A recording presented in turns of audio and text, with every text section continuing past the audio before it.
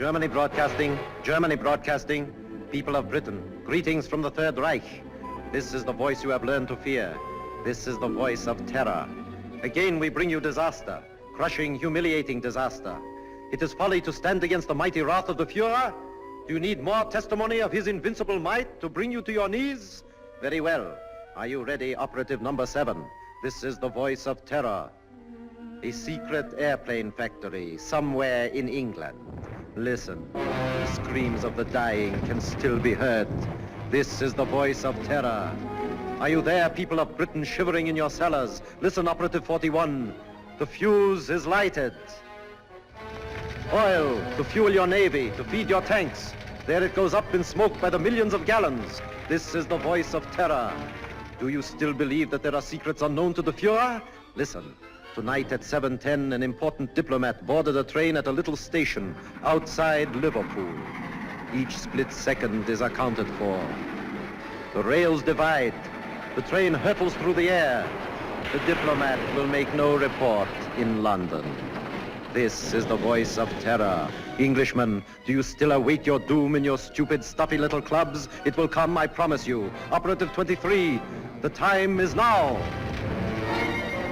We strike you on the high seas, as well as on the land.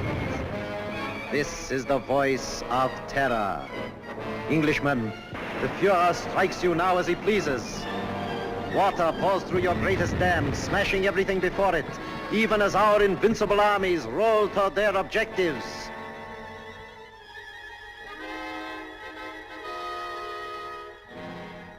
Despite the effective work done by the Intelligence Inner Council, jailing fifth columnists and saboteurs, despite their efficiency in coordinating military strategy based on information of enemy movements, they seem unable to cope with the voice of terror. Already 6 military catastrophes have occurred. The unmitigated nerve of the press. Now they're attacking us. At last the fellow to kingdom come. If only we could keep this insidious stuff off the air. I'm not sure that I agree with you. What purpose would that serve? Well, the people wouldn't have to listen to it. I've been talking to Crosby, the radio technician. If we want him jammed off the air, Crosby can do it. I've been working along other lines. I've asked Mr. Sherlock Holmes to come here. What? Sherlock Holmes? This isn't a case for a private detective, it's a matter of state. In this emergency, we should take advantage of everyone's peculiar gifts. Mr. Holmes is the most subtle and extraordinary private investigator of our time. Are you intimating that the Army and Navy intelligence plus Scotland Yard are not equal to the occasion, Sir Evan? I'm sure they're equal to any occasion. They've done a marvelous job of lining up fifth columnists, saboteurs, and keeping us informed of the enemy's movements. But the voice of terror seems to have them stumped. Sherlock Holmes may have a new approach that will solve the problem. What's happened inside these walls has always been secret. We don't want any outsiders here. I'm positively and irrevocably opposed to calling in Sherlock Holmes. Perhaps you'll change your mind. I see nothing whatever to make me do so. Prentice is right. For ordinary criminal investigation, Holmes is excellent, but not for this. He's unorthodox and theatrical. I can tell you all about him. Gentlemen, perhaps I can throw some light on the subject myself. Holmes, how are you? So good of you to come. Good afternoon, Sir Evan. Your card opened all doors. Oh, Blouser! Oh, you put on a little weight since you left school. You don't look any younger yourself, Dimples. How are you? Fine. Come in, won't you? You know these gentlemen? I think so. How do you do? I haven't had that pleasure. May I introduce my friend and associate, Dr. Watson? How do you do? I'm afraid I've arrived at an embarrassing moment. Not at all. This gentleman here, Admiral Sir John Prentice. Admiral Prentice, objects most strongly to my being called in. How could you possibly infer that? From the carpet. Carpet? A man who rises from his chair and digs his heels sternly into the carpet is violently opposed to something, and the Admiral, being quite distressed by the criticisms of the press, would be most apt to resent my intrusion. Well, You've just arrived from Sevenoaks. yes, of course. How on earth did you know that? Oh, pardon my mentioning it, but adhering to your left boot heel is a variety of clay known only in Sevenoaks. An amazing piece of deduction. Elementary, my dear Barham. Here's a broadcast of the voice of terror.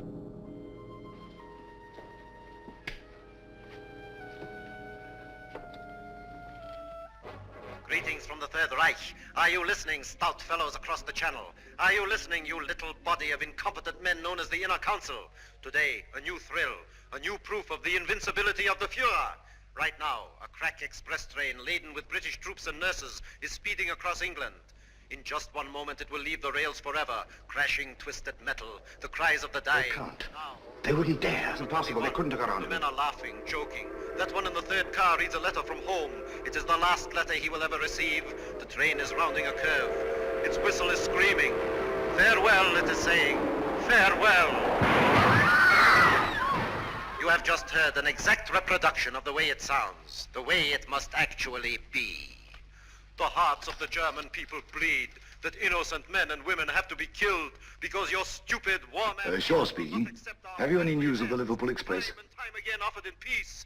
But if your blundering war cabinet cannot see that England is already lost, then it is our sacred German duty to prove it to them over and over and over until they are on their knees, begging, pleading, groveling for the exquisite mercy of our Fuhrer. Each night, the voice of terror will announce... Shut it off. death blow, struck Stop the it. heart of England. Even as you listen, and you... I'm sorry. Do what you can, Holmes. This frightful thing has got to be stopped. His son was on that train. How did they find out about the troops? It was an absolute secret. Gentlemen, something must be done about this thing at once. Yes. First of all, then, the voice must not be blocked off the air. But he's a menace. All over the Empire, this horrible news is broadcast, blown up out of all proportions. The world is beginning to believe it. Even our allies are counting England out. People are frightened, panicky. The British people are not so easily panicked. It's dangerous, I tell you, to let this thing go on. Dangerous, yes, Captain Shaw. But we must continue to listen. What for? So that we can keep on guessing who it is? His identity is not important. The important thing is the purpose behind this campaign of terror. Purpose, indeed. Isn't it enough that our most secret plans are known? Our ships are being destroyed, our trains wrecked. I'm convinced that these disasters are only a prelude, a smokescreen, to cover up a more diabolic plan. And I intend to find out what that plan is. This council and Scotland Yard will give you all the aid you require. Thank you. Gentlemen, my connection with this case must remain absolutely secret. You understand that, of course. Why, certainly. You will let the council know at all times just what you're doing. I shall give you such information as I think wise to disclose in the interests of safety, both the public's and your own. The Inner Council has never shared its secrets with anyone. I demand that you keep us informed of your activities and progress. Come along, Watson. Mr. Holmes, I want to apologize for your rather lukewarm reception here. Well, thank you, Sir Evan. I'm used to the chilly atmosphere of high places. And of course, you recognize the importance of time. Quite. And results. Mr. Lloyd, I'm quite sure that Mr. Holmes can be trusted not to fail. He never has, you know. Thank you, Watson. The word is seldom. Goodbye, Sir Evan. Goodbye, sir. Goodbye, Barham. Goodbye, Watson. Well, shall we walk for a bit or take a taxi? I'm afraid we have no choice. Huh? You know, Watson, I have a feeling that when we go out of that door, a girl will be A waiting. girl? What do you mean? A young lady whom neither of us has ever seen before will come forward to greet us. Holmes, now you're pulling my leg here.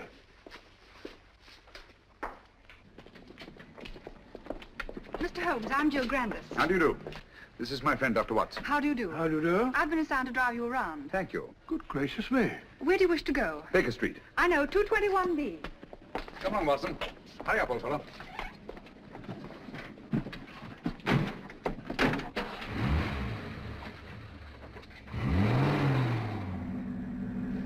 Holmes, the girl waiting. What an extraordinary thing.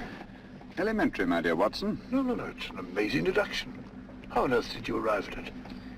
Barham told me. Huh?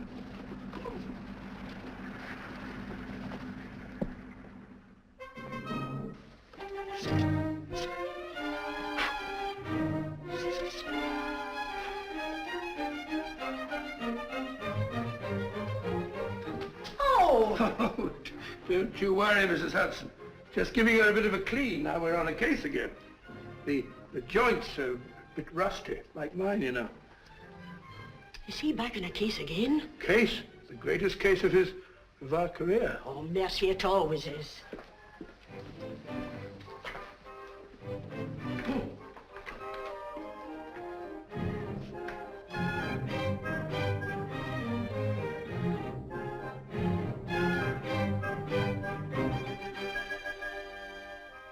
Holmes.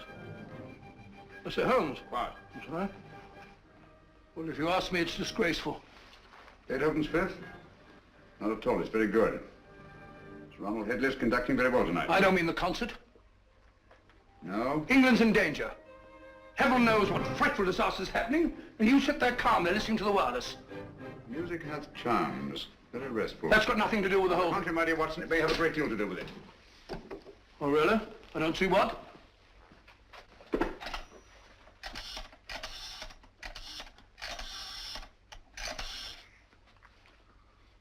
BBC request station, this is Sherlock Holmes.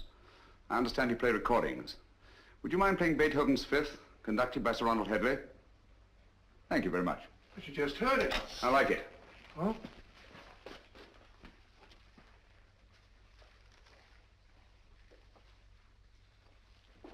We've had a request for the Beethoven Fifth Symphony, played by the London Symphony Orchestra under the direction of Sir Ronald Headley. This is a transcription.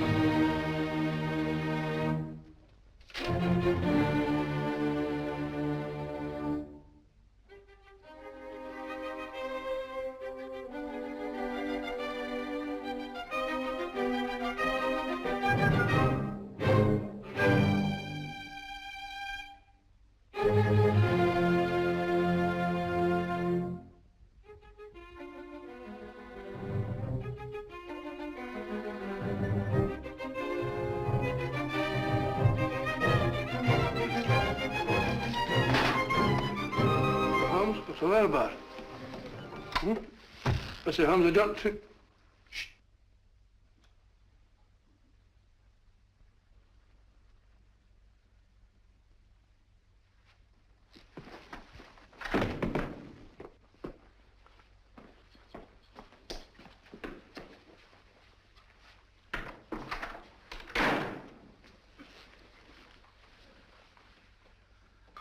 Mr. Holmes. Yes, Gavin? Christopher. Dead? Yes. It's been driven in with a lot of force. Watson, this is a warning. Warning? How do you know? I had sent for Gavin to get certain information, which you must have found there in the dark and sinister alleys of Limehouse.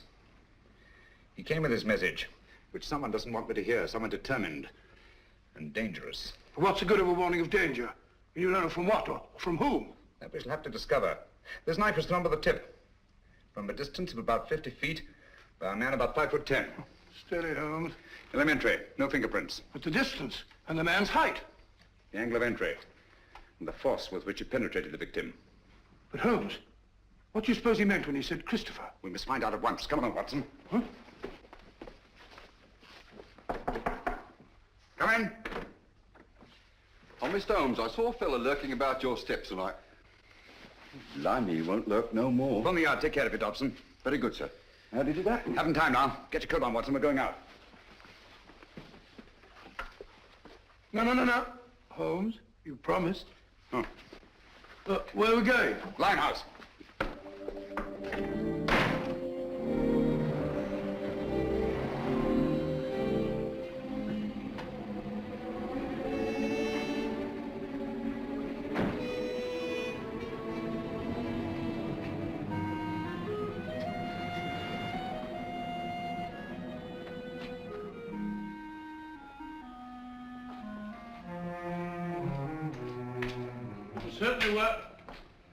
Certainly wise of you to let Miss Grandis go. This is no place for the girl or anyone else. There seemed to be people about.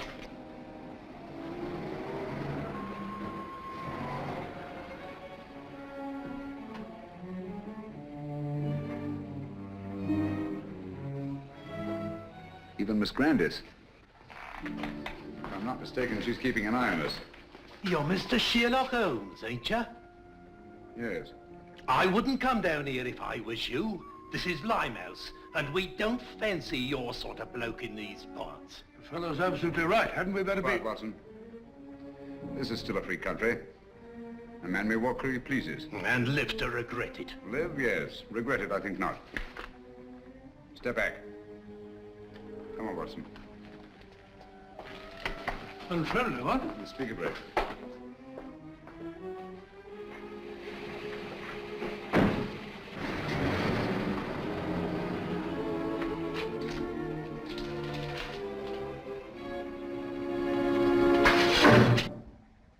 What was that, Holmes? It's all right, quiet. I can't see a thing. Luckily for us, neither can they.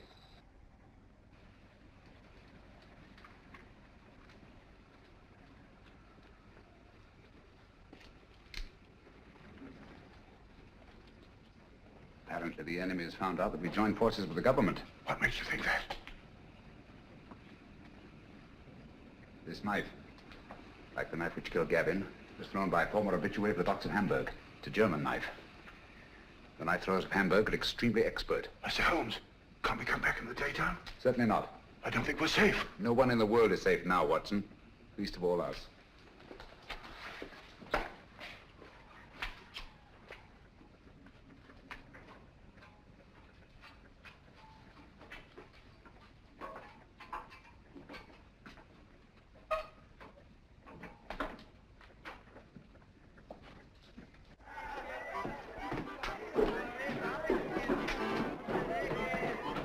What is it? Not ready.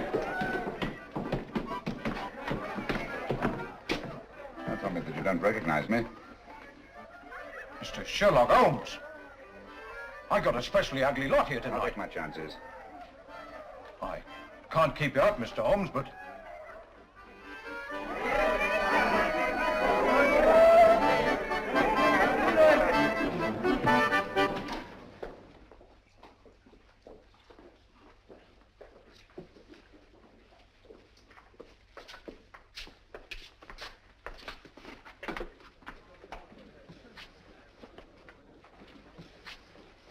Where's the girl, Kitty? Gavin's sweetheart. His wife. Can you get her? It's urgent. Try. Holmes, I don't think I like this place much.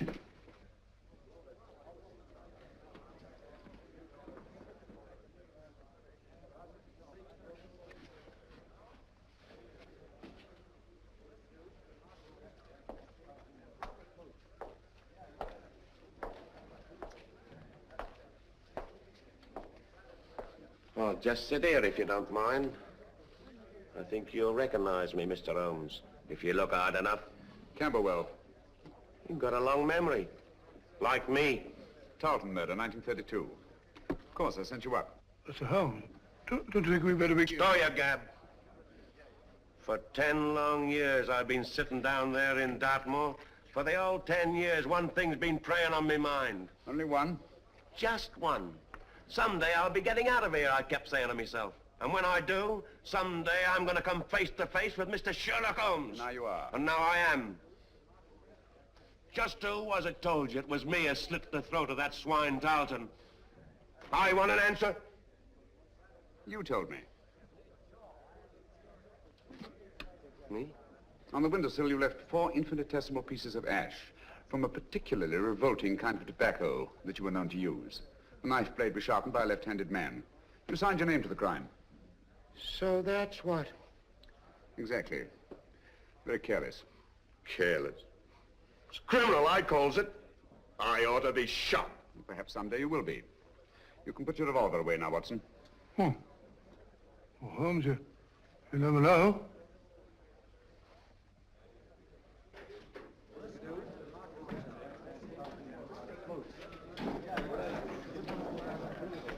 Where's Gavin?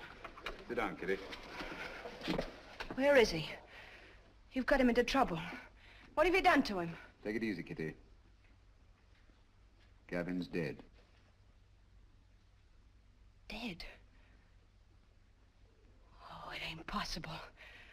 Well, I was with him only 2 hours ago. You're trying to frighten me. No, I'm not, Kitty. It's you. You killed him. I warned him to stay away from you. I knew you'd do him in. I had nothing to do with it, Kitty. Well, who did then? Who did? He was knifed on my doorstep.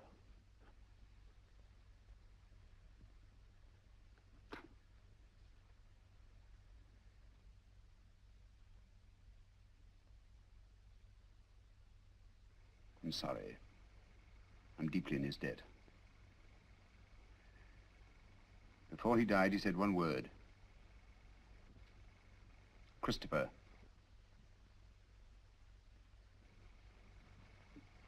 You know what it means? I've got to know. What's that to me? You want to avenge Gavin's death, don't you? I don't want nothing to do with it. Nor with you. I never had any dealings with the police, and I won't start now. I'm not asking this for myself. Our country, England, is at stake. Gavin was killed not by his own enemies, not even mine, but by the enemies of England. So that's it. Yes, Kitty. The Nazis killed him. Help me to find out what Christopher means, and I promise the man who murdered Gavin shall pay for it. Think, Kitty. The cutthroats of the world menace us all. You can help stop this savagery. Yes, you, Kitty. It would take the police weeks, months perhaps, to find out a certain piece of information we must have. That's not so with you and your friends. You know every nook and corner of London. Get them to help us. We need their help. Your friends will become an army. Do you understand? Secret, invisible, and mighty. And you will be at their head, Kitty. You will be their leader.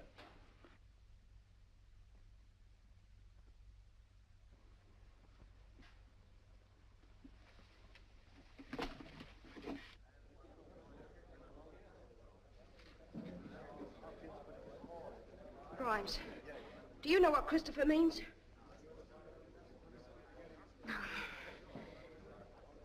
Dugan, do you know? Dugan, listen to me. I ain't got no time to listen to you, girlie. But you gotta listen. Someone killed Gavin. I don't know who, but you gotta help me find out. All right, don't help me then. Cut your own throats, that's what you're doing. Help me or help the Nazis? Sure, the Nazis killed Gavin. They might be your friends protecting them the way you are. Don't you know that all the crimes they commit are being blamed on you? Well, they are, and I hope you hang for them. You can have it. As for me, I'm British, and I'm proud of it. Nobody's gonna call me a Nazi and get away with it. Well, help me then. Tell me what Christopher means. Never heard of it. Well, don't anybody know? It's gotta mean something.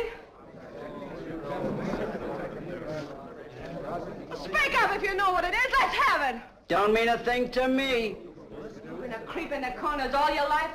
Are you gonna sneak away at the very sight of a man like this and show him what cowards you are? What are you afraid of? I'm not asking this for myself. England's at stake. You're England as much as anyone else's. Got no time to think about whose side we're on. There's only one side, England. No matter how high or how low we are. You, and you. We're all on the same team. We've all got the same goal. Victory! Now, what do you want to know? Spread out all over London. But find out what Christopher means. We'll find out. No fear about that. Thank you, Meade. Well done, my dear. Shaw speaking. Yes, Miss Grandis. That checks with my report. No, Miss Grandis. Sir Evan hasn't arrived yet. Yes, thank you. Miss Grandis reports that Holmes spent some time at the Air Ministry today. That checks with my information. Last night a murder and a session in Limehouse. I wonder what the fellow... He's here now. I don't think I need to report on my activities, gentlemen. You must be fairly well informed. We have our methods, Holmes. It only remains for you to show what's been accomplished. All in good time, Mr. Lloyd. Good evening, gentlemen. Good evening, Sir Evan. What's the matter? You look pale. Oh, it's nothing. Barham, your hand. Let's have a look at it, Barham. Oh, it's really nothing. Just an accident. What sort of an accident? Some fella took a shot at me, just as I was leaving the house. Took a shot at you? It's only a scratch. Ugly thing to happen. Have you any idea who it was? No, I haven't. He popped up out of the bushes, just as I was getting into my car. Fired once, then disappeared. What do you make of it, Watson? Bullet wound. Congratulations. This is a matter for the police. Oh, no, please. I can never identify him. Let's forget it. Captain Shaw.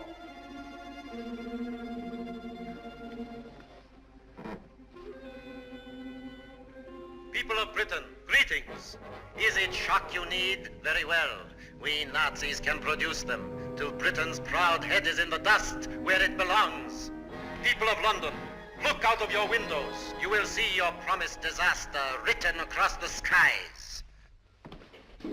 Lawford, turn out the lights, please. Look to the East India docks. Are you alert, number 20? Look, Britain, look, and wonder, and despair. We Nazis keep our promises. There's a terrible fire in East End. Concentration of men and supplies. American bombers, tanks, gone. Destroyed utterly. The flames are mounting, higher and higher and higher.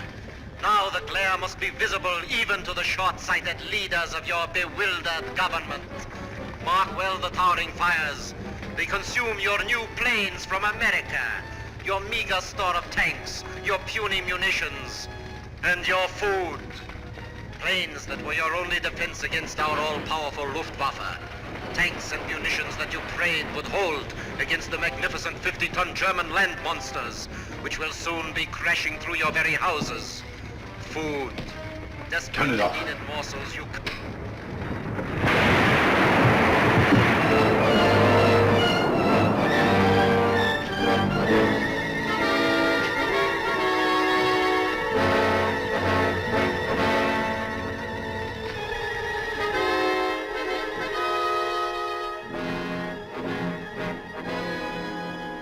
Gentlemen, this is really a terrible setback. How do they find out our secrets? It's horrible, the way it's timed, the precision of it. It's not so precise. Almost precise. What do you mean? I should call it exact. No. The fires actually broke out sometime before the voice called to his operative in London. Sure, that's true. And last time, the train disaster. Captain Shaw was on the telephone immediately, and Scotland Yard knew all about it. The derailment must have occurred at least 10 minutes earlier. That's certainly possible. Even so. What of it? No mystery, nothing supernatural, just split-second planning, that's all. Days, perhaps weeks in advance. Very well figured out, Holmes. It gets us a step forward. Now, gentlemen, let's take a step even further. I have charted here the tonal differences between actual and transcribed broadcasts. Using this test, I'm convinced that the voice of terror is undoubtedly recorded and played from a record. What does that prove? It proves that the voice of terror, the man himself, is not in Germany. He's here, in England. Oh, that's impossible. What are you telling us, Holmes? It can't be. Our technicians insist the broadcast originated in Zeisberg. And so they do, from recordings flown to Zeisberg.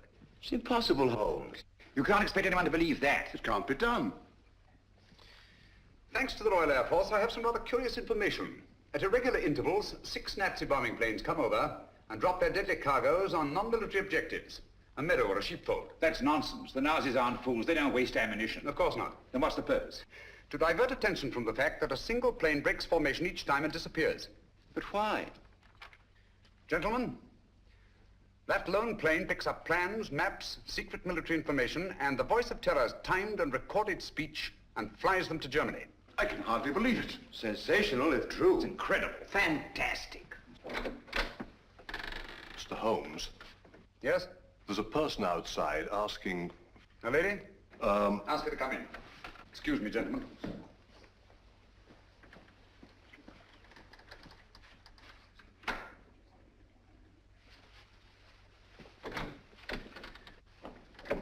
Gentlemen, I must leave at once. Where are you going? That must remain a secret, even from this council. I object to this, Mr. Holmes. You're here against my wishes. Since you are here, I demand to know what's being done. As I've already told you, Mr. Lloyd, I shall report to this council at the proper time. And so, gentlemen, until we meet again, as I hope we will, take no unnecessary risks. We're all in grave danger. Come along, Watson. Coming.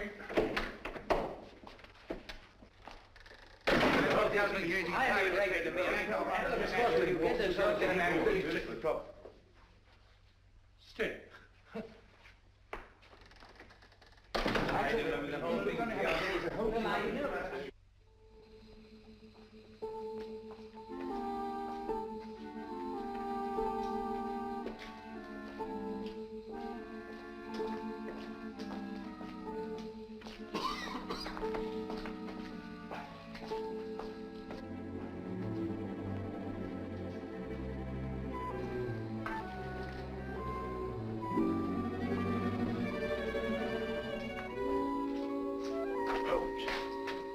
We're being followed. Yes, I know. It's Lloyd. Lloyd, how do you know? He's so obvious about it.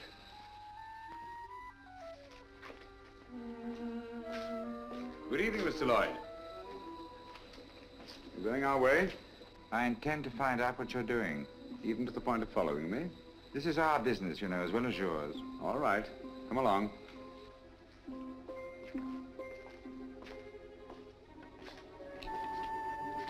This is the place. Seems deserted. It's been deserted for years. Not very securely locked. Fortunate, isn't it?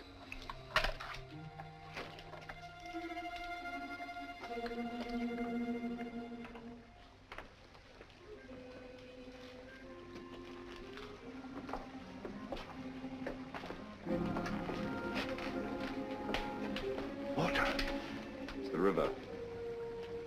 This is part of the old Christopher docks. Never heard of them? Christopher? I say, Holmes, isn't that the word that Quiet, Gavin... Watson. Oh, sorry. They're almost forgotten. They were built before Victoria.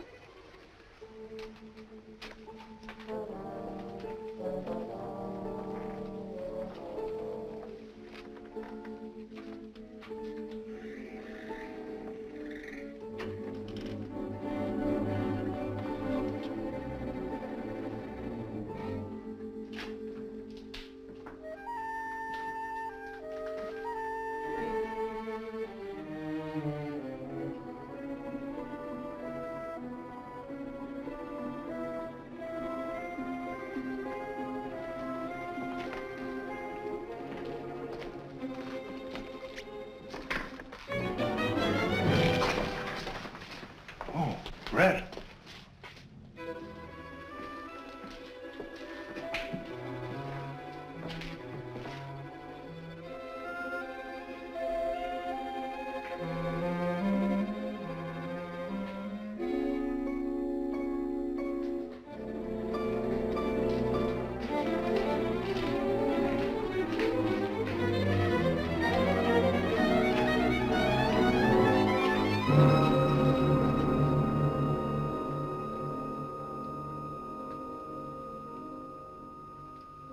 Good evening, gentlemen. I knew your curiosity would be your undoing, Mr. Holmes. You were expecting me then? Yes. I had hoped that the entire council might have come. It would have been a pleasure to deal with all of them, quietly and effectively. Eventually, they all will be taken care of. However, Mr. Lloyd is quite a catch and will have to suffice for the moment. What do you intend to do with us?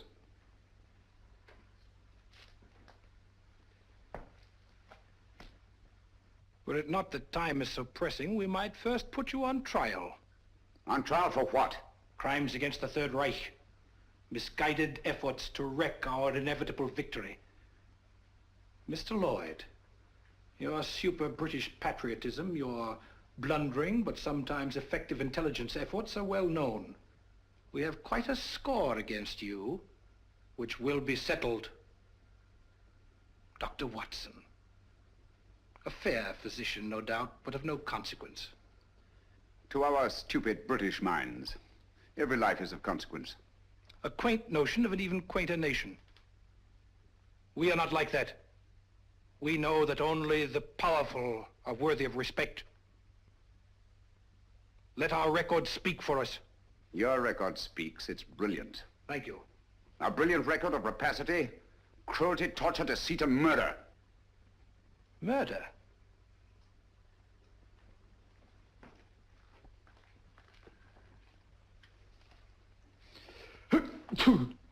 Gesundheit. Thank you. Cold? It is a little chilly in here. I'm sorry you're uncomfortable. My discomfort is of no consequence. Your false courage is not impressive, Mr. Holmes. Of course you realize that you and your friends are going to die? As all men must, sooner or later. Not later. Now.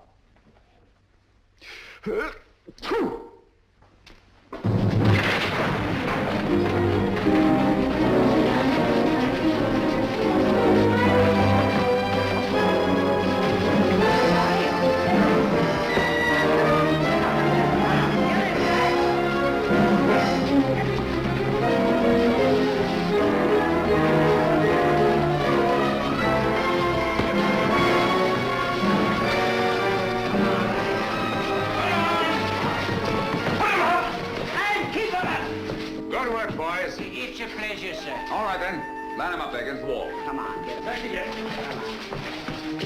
Come on, get back.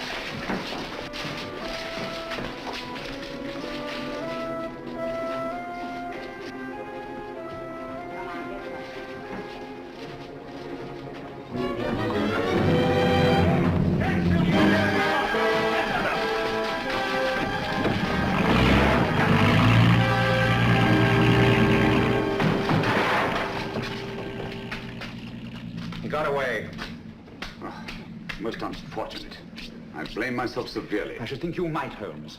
If you hadn't been so stupidly mysterious, allowed Scotland Yard to give you adequate protection, the man would never have escaped. No, he never would. Most regrettable. But... Gesundheit.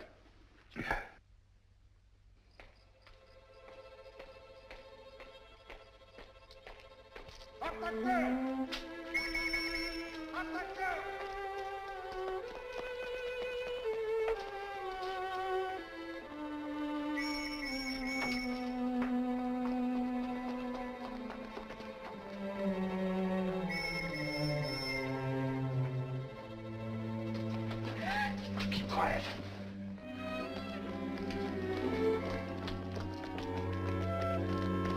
Hands off, you fool! Do you want to bring the whole force in here?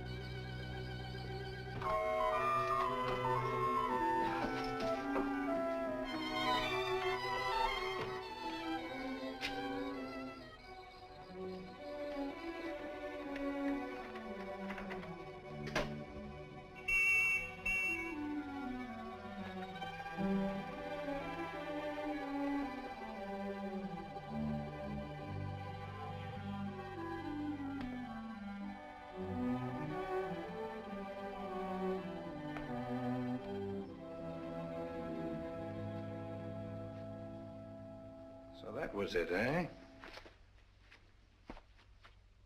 Quite a haul. It's mine.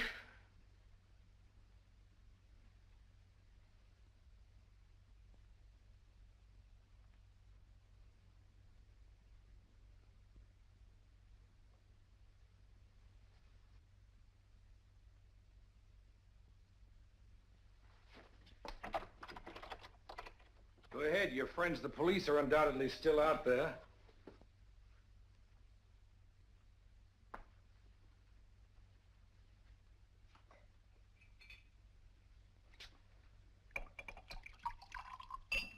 There isn't a better hideout in all London.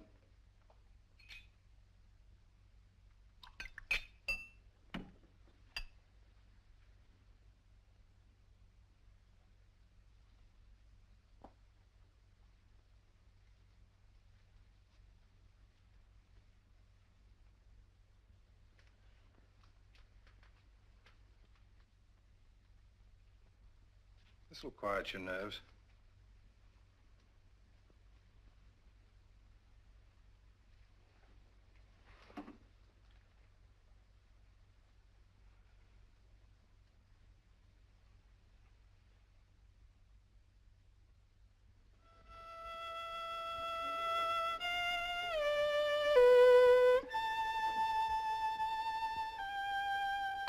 The tea's got cold again. You've been playing that thing all the afternoon? Fiddling while Rome burns. Hello, what's this? General J. Lawford, KCB DSO, and Captain Roland Shaw, MC, who today narrowly escaped being struck by a falling wall in a bombed area. Lawford and Shaw by a falling... Holmes, you don't think that... It was not an accident. Good heavens. Holmes, that sinister-looking fellow, what's his name? Meade. If only he hadn't got away. Yes, difficult as it was, I managed to let him escape. You let him escape, but great Scott, man! He was about to kill us. He may even yet. I don't understand you, Holmes. It's my theory that this chap Meade is the arch criminal, that he's behind the whole thing. You're absolutely right, Watson. Except for one thing. Oh, I'm wrong. Have you observed that a highly secret military plan is thwarted by each of these disasters? Yes, I have. Now that you mention it. Watson, there's a leak. A leak? You mean in the council? But Holmes, that's impossible. Anything is possible until proved otherwise. Let's see who are in the council. Lawford and Shaw. They're above suspicion. Their record proves that. Anyhow, they were attacked. Unsuccessfully. There's Prentice. Would he kill his own son? Doesn't seem likely. And yet the boy is dead. Barham, of course, brought you into the case. So it's quite obvious that he wants it solved. Most patriotic of Sir Evan Barham. He's a great fellow. Paid wing 3/4 for the school my last term, so I can vouch for him. Besides, he was attacked too. Shot at. So I gather. How about Lloyd? No, it can't be him. Meade was going to kill him as well as us. By the way, he's a brave fellow, Lloyd. Did you notice that he didn't turn a hair? Very composed. Come in. Mr. Holmes? Yes, Kitty? I think now we'll be able to get some information from Mr. Meade. Your plan worked like a charm. I knew you could do it. Oh, it's not so hard once your mind's made up. And mine is. You'll be careful. She better be. She's mixed up with that fellow. Oh, I'll be careful, all right. But I'm going through with this. Good girl. I heard him talking on the phone today. Yes? He said, I'll take care of that little Seven Oaks matter at 11 tonight. Seven Oaks? Isn't that where... Barham has his country place. Watson, there's not a moment to lose. If I find out that Meade did kill Gavin, I'll... If so, he'll be punished. I warned you no one was safe with that fellow at large. Now he's after Barham. Yes, I only hope we're in time. Come along, Kitty. I'll get you a taxi. Thank you, Mr. Holmes.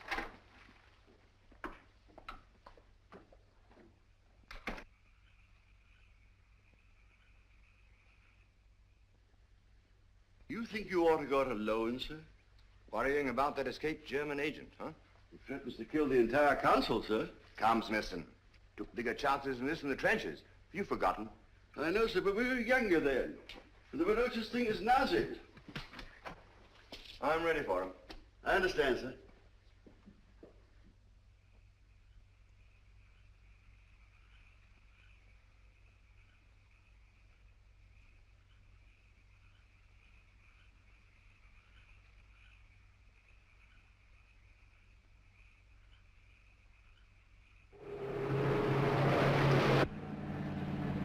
You've driven Sir Evan down here before, of course, Miss Grandis. Quite often. He comes down whenever he can. He's a local air raid warden, you know. Likes to get away from the excitement occasionally, eh? Yes, it's so very quiet here. Quiet and remote. away from everyone.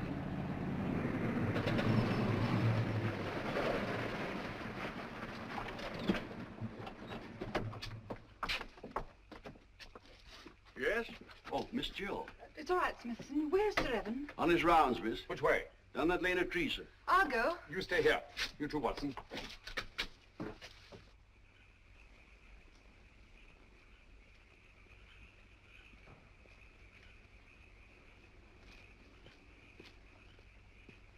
Hello there, Barham.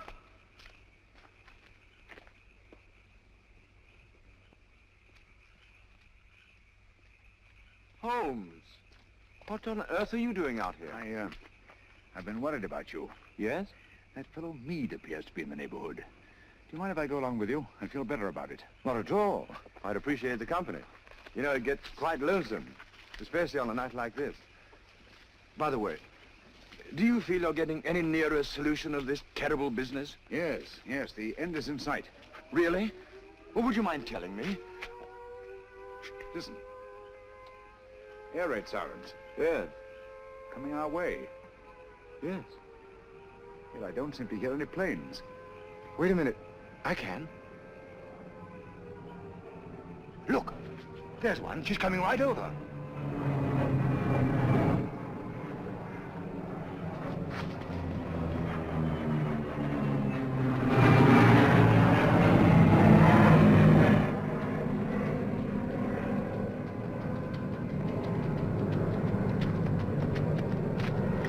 There she is.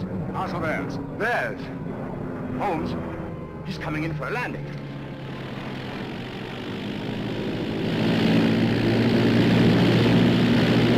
The swine. That's the pickup plane. The voice must be here, close by. And then we've got him. Barham! Be careful!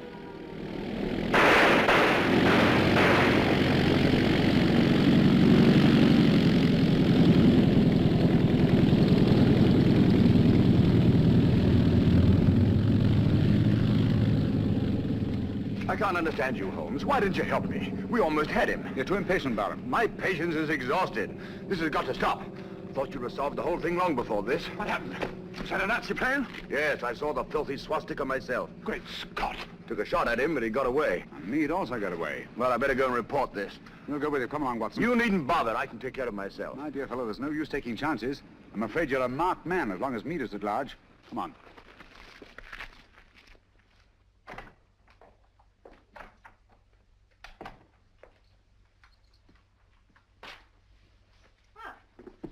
You're a fine one, leaving me alone half the night.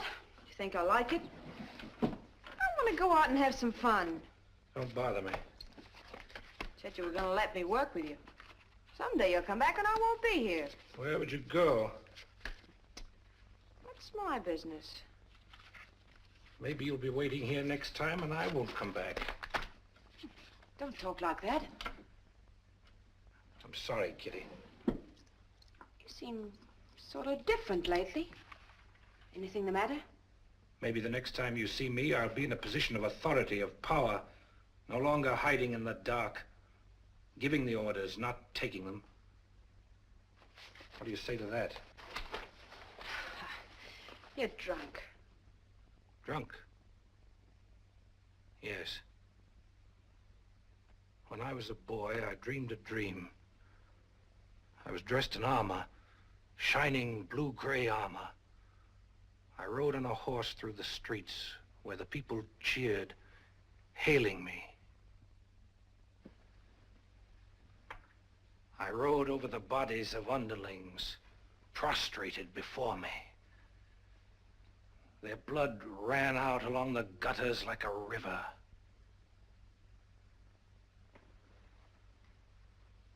What if this was no dream? What if it was prophecy? What if all this comes to pass? Well, something must have happened to you. Yes, Kitty. Something that you're going to share with me. Get your coat. Hurry.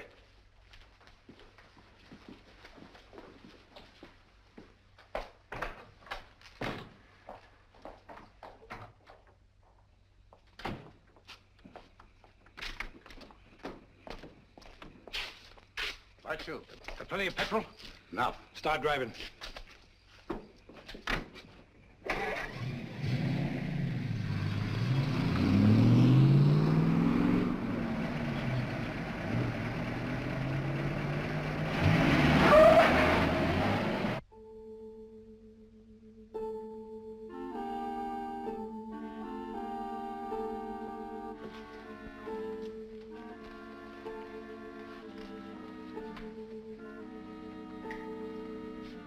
Where's Holmes? He'll be here, I'm sure. It's starting now.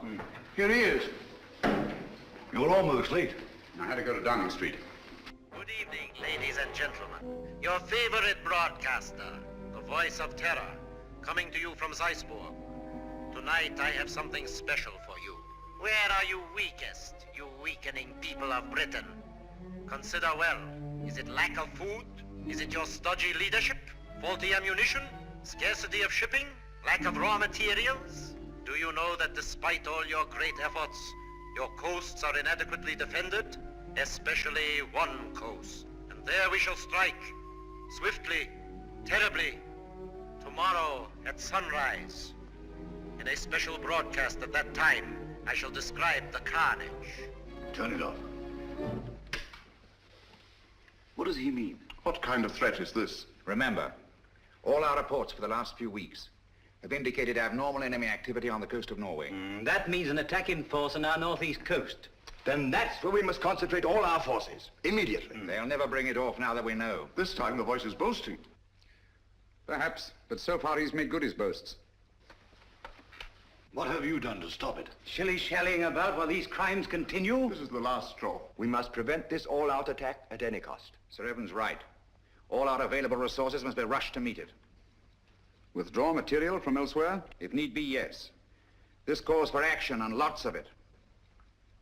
There's something curious about this broadcast. He said tomorrow. Always before it was now. I wonder what it means.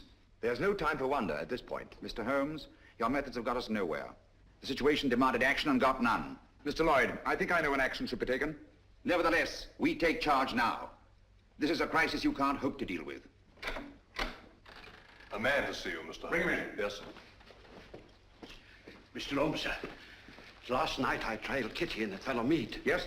They went to a place near a bomb village on the coast, sir. North? No, sir, south. South? Why didn't you come sooner? Motor trouble, sir. Just got back. All right, it can't be helped. Stand by until we need you. So, it's on the southern coast the drama's to be played. The fox is out of his hole at last.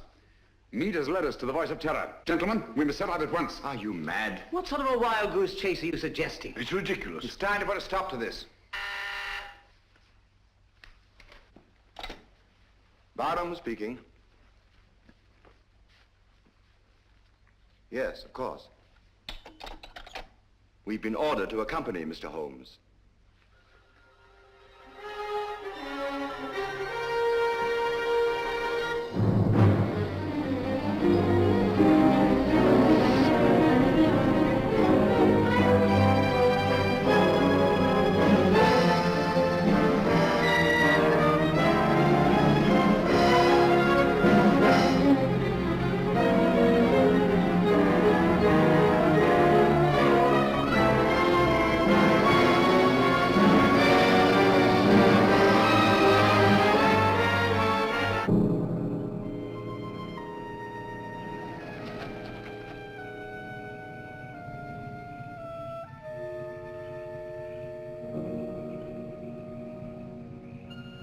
Major Harrison, Mr. Sherlock Holmes. Good evening, sir. All the arrangements have been made. Splendid. And that church up there? Yes, sir. All right. Let's go, gentlemen.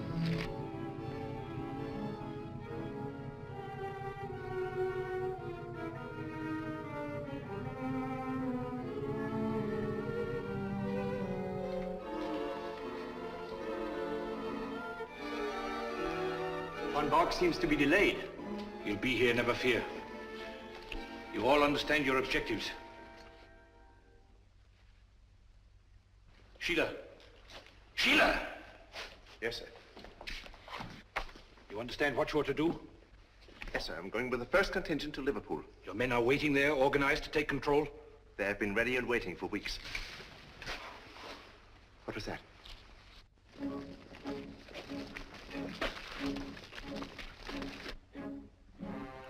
When the world is changing, it is natural to be on edge. Merely owls or perhaps wood rats? No, it sounded like Sheila. Yes, sir. Go on. City of Croydon and Croydon Airport. All is prepared.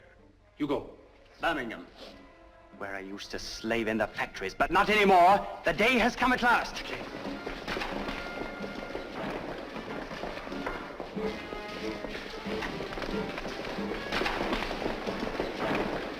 Line them up over there.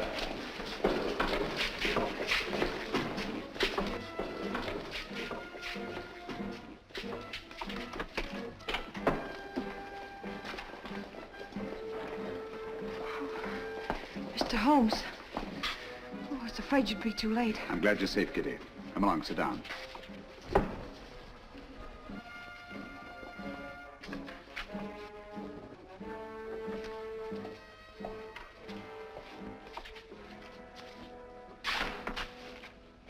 Gentlemen, when Mr. Meade and I last met, he wished he could put us on trial. Mr. Lloyd, Dr. Watson, and myself. Now, Meade, you are on trial. First, let me tell you why you have met here. The vague but canny threat against our northeastern coast was a blind. Your group was congregated here to receive an invasion army proceeding across the Channel. What? Invasion? All those men rushed for defense of the North? I can't believe it. It sounds impossible. Sit down for a moment. It seems absurd. At the head of this mighty force, the picked and chosen, the faithful were to proceed to various centers of our country and take up positions of authority. And we shall, do you understand that? Unfortunately for you, that is not to be. We're held, yes. But the invasion will proceed without us. What else is there doing nothing? Why we are helpless here? Please be patient. You called me in on this case to identify and to silence the voice of terror and to circumvent the unknown plan behind it. That undertaking is still in progress. But we are rapidly drawing to a conclusion. Gentlemen, the voice of terror is here with you in this church. What? Are you referring to Meade? Why, who is it? Meade was my one sure connection with the voice of terror. At the warehouse, I allowed him to escape and assigned Kitty here to trail him. When I learned through Kitty's abduction that Meade had come down here to meet with a group of men, I asked myself why. Why a deserted fishing village on the Channel when Scotland was to be the next scene of disaster? And why was it necessary to withdraw great stores of ordnance and material for the protection of Scotland? It was a ruse, gentlemen, to leave this coast unprotected. A ruse devised by the voice of terror. I knew quite early, of course, that the voice was a member of your august body. You dare to insinuate that one of us... If this is meant to be humor, it's very ill timed. German agents knew I was on the case the very night I was called in. How did they know this secret? One of your counsel informed them. There were attempts made on the lives of all of us. But the attempt made on the life of one of your members was entirely unsubstantiated, resting on his word alone. One member whom I went to the country ostensibly to protect, actually to surprise. This member fired on the Nazi pickup plane, not in rage as he pretended, but to warn and frighten it away. That was very clever of you, Sir Evan. Sir Evan? I can't believe it. Sir Evan couldn't be implicated in a thing like this. What's Sir Evan got to say? Let me congratulate you, Mr. Holmes. You admit this outrageous accusation? There's been treason before, but this is beyond belief. Treason is not involved. Sir Evan Barham is not Sir Evan Barham. What are you talking about? In March 1918, Lieutenant Evan Barham was a prisoner in a German prison camp. There, his amazing resemblance to a certain Heinrich von Bork, a brilliant young member of the German Secret Service, sealed young Barham's fate. One morning, he was taken out and shot, murdered in cold blood. Then this man is Heinrich von Bork, who has been masquerading in Barham's place for the past 24 years. You see, gentlemen, the Germans plan well in advance.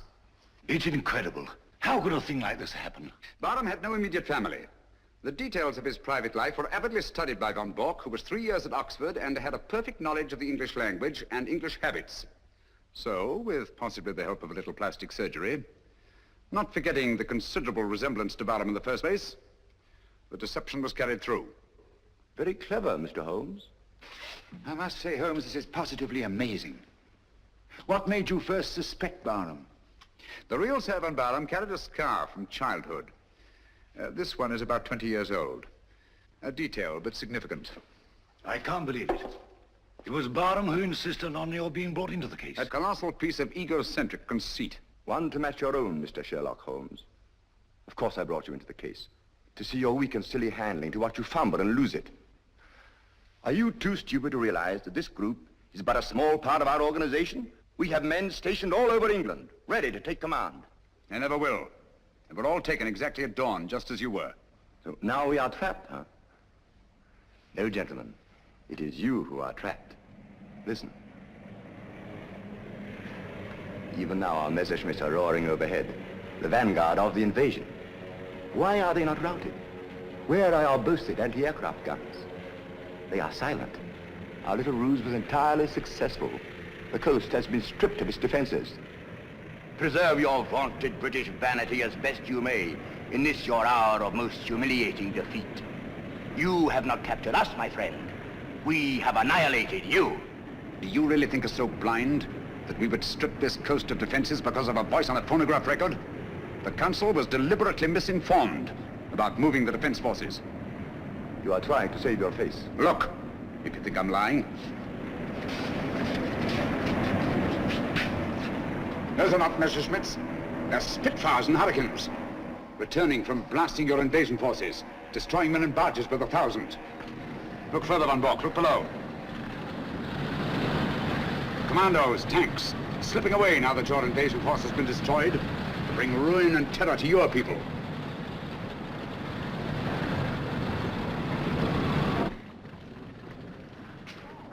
I wonder if there's anything on the wireless about this.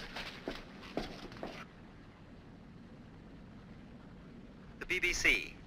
We are frightfully sorry to announce that a special broadcast of the Voice of Terror will have to be delayed indefinitely. A threat against our northern coasts, made only as a blind to cover the enemy's invasion plans, has not been fulfilled. Instead, our victorious planes have blasted invasion bases on the continent, destroying enormous stores of materiel and troops. More news of this triumphant victory tomorrow. At the same time, the scattered Nazi agents all over the Commonwealth have been unceremoniously clapped into prison. That is all.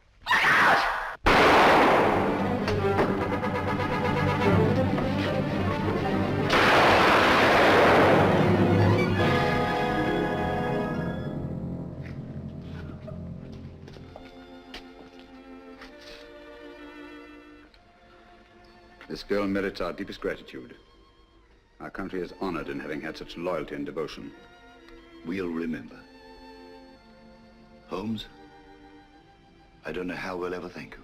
Don't try, it isn't necessary. I'll be with you in a minute, Holmes. I'll just see that she's taken care of.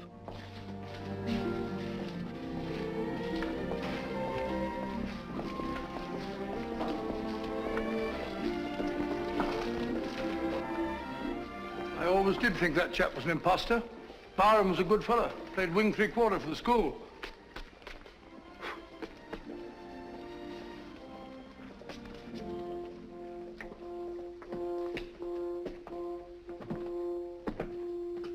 What a lovely morning, Holmes.